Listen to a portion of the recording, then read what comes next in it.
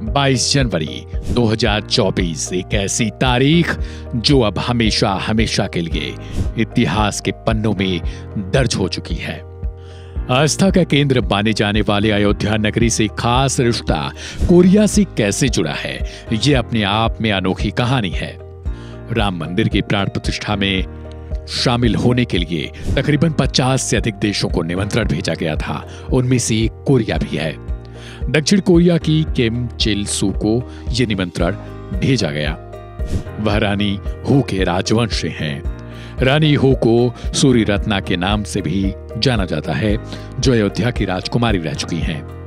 राजकुमारी हियो वांग हो के या क्वीन हू या सूरी रत्ना को लेकर एक 2000 साल पुरानी किंवदंती मानी जाती है कि वह अयोध्या की राजकुमारी थीं, जो बाद में चलकर कोरिया की बहू बनी।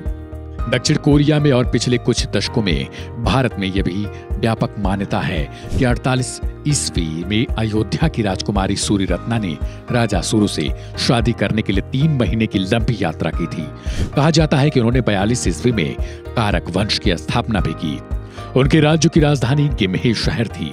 एक सपने के बाद राजकुमारी सूरी रत्ना के माता पिता ने अपनी बेटी को जूमगवान को गया भेजने का निर्णय लिया, जिसके बाद एक नाव में साजो सामान के साथ सूरी रत्ना को रवाना कर दिया गया। जहां योग्य पत्नी ना मिलने के कारण गया के राजा इंतजार कर रहे थे और दोनों ने मुलाकात के बाद शादी कर ली। कोरिया में भी इस बात की कहानी बड़े पैमाने पर है, जिसे हल करने के लिए प्रतिनिधिमंडल अयोध्या दौरे पर भी पहुंचा था।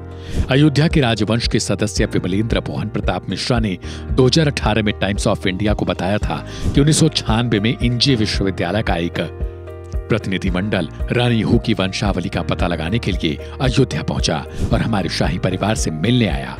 इसके बाद रानी के वंशजों को कोरिया में आवाभगत के लिए भी आमंत्रित किया गया। इतना ही नहीं, कोरिया में उनके दौरे के बाद उन्हें वहां सम्मानित भी किया गया था। इसके अलावा उन्हें स्मृति चिन्ह भी भेंट किया गया। कोरिया के एक शोध में यह कहा गया है कि भारत कोरिया मित्रता 48 ईस्वी में शुरू हुई, जब राजकुमारी सूरी रत्ना राजा किम सूरो से शादी करने के लिए भारत के अयोध्या से कोरिया आईं। 562 ईस्वी में रानी हू के नाम से जानी गईं। रानी के कोरिया जाने को लेकर 3वीं शताब्दी का सामगुक यूसा एकमात्र स्रोत है।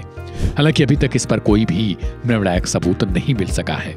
यही नहीं, बल्कि भारत में दक्षिण कोरिया के राजदूत चांग जी बोक ने कहा था कि अयोध्या भारत और दक्षिण कोरिया के लिए महत्वपूर्ण है।